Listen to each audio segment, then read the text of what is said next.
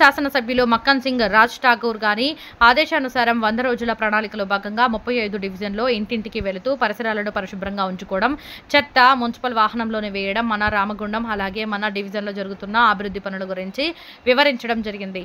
ఈ కార్యక్రమంలో డివిజన్ కాంగ్రెస్ నాయకులు, వార్డు ఆఫీసర్, మున్సిపల్ సిబ్బంది, ప్రజలు పాల్గొన్నారు. తెలంగాణ ప్రభుత్వం చేపట్టినటువంటి 100 రోజుల కార్యక్రమంలో భాగంగా ఇక్కడ మీకు నేను చెప్పేది ఏంటంటే, ఇప్పుడు వర్షాకాలం వస్తుంది.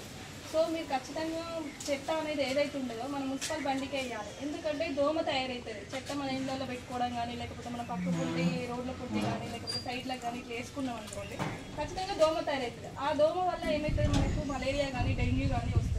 దానివల్ల మనకి ఆరోగ్య సమస్యలు వస్తాయి, బాగుండాలి, పైసలు వేస్ట్ అవుతాయి, హాస్పిటల్లో పెట్టాల్సి వస్తుంది, అన్నీ ప్రాబ్లమే ఉంటుంది. మనం వచ్చే డబ్బులని మనం ఆరోగ్యం కోసం హాస్పిటల్లో పెట్టాల్సి ఉంటుంది. అట్లా కాకుండా మనకు వచ్చే కొన్ని డబ్బులైనా వాటిని మంచిగా ఉంచుకోవాలి అంటే, ఆ ఉద్దేశంతో మీ ఆరోగ్యం బాగుండాలంటే ఖచ్చితంగా చెత్త ఏదైతే ఉందో దాన్ని మనం మున్సిపల్ బండికే వేయాలి. బండి ఖచ్చితంగా వస్తుంది. మీకు రాకపోతే నాకు చెప్పండి, డైలీ వచ్చేటట్టు కూడా నేను చేస్తాను. కానీ బహిరంగ ప్రదేశాల్లో అక్కడిక్కడ మాత్రం చెత్త అస్సలు వేయకూడదు.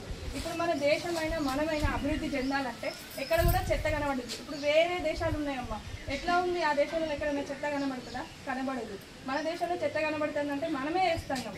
సో ఆ చెత్తను మనం వేసుకోకుండా ఉండాలి, ప్లస్ మనం అభివృద్ధి చెందాలి. మనం అభివృద్ధి చెందాలి, చెత్త కనబడకపోతేనే మనం అభివృద్ధి చెందినట్టు. అంతేనా కదమ్మా, చెత్త అనేది మోస్ట్ ఇంపార్టెంట్. మనకే ప్రాబ్లమ్స్ వస్తాయి, దానివల్ల మనకే మలేరియా డెంగ్యూ అని చిన్న చిన్న పిల్లలు ఉంటారు. మనమైతే తట్టుకుంటాం, కానీ చిన్న పిల్లలు ఉంటారు, అలా దోమ కుడితే తట్టుకునేంత శక్తి ఉంటుందా?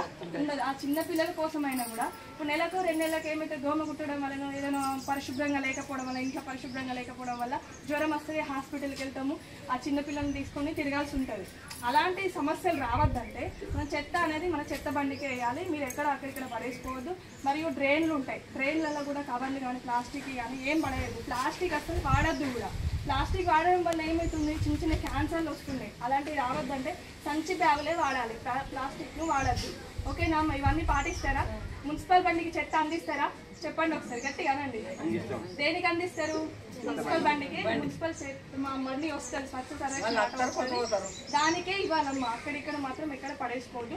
మీ ఆరోగ్యం దృష్టినే మేము వచ్చి చెప్తున్నామంటే చెప్పండి. ప్రభుత్వం మాకు చెప్తుంది ఏమని, మీరు ఇంటింటికి వెళ్ళి చెప్పండి, డోర్ టు డోర్, ప్రతి ఒక్క డోర్ టు డోర్కి వెళ్ళి వాళ్ళకి అవేర్నెస్ ఇవ్వండి, మన చెత్త వలన ఏం ప్రాబ్లమ్స్ వస్తున్నాయి వాళ్ళకి అని చెప్పేసి చెప్తున్నారు. మీ ఆరోగ్యం దృష్టి కోసమే మేము ఇక్కడికి వచ్చినాం. మీరు ఇవి పాటించి మంచిగా ఉండాలని మా ఉద్దేశం. ఓకేనా?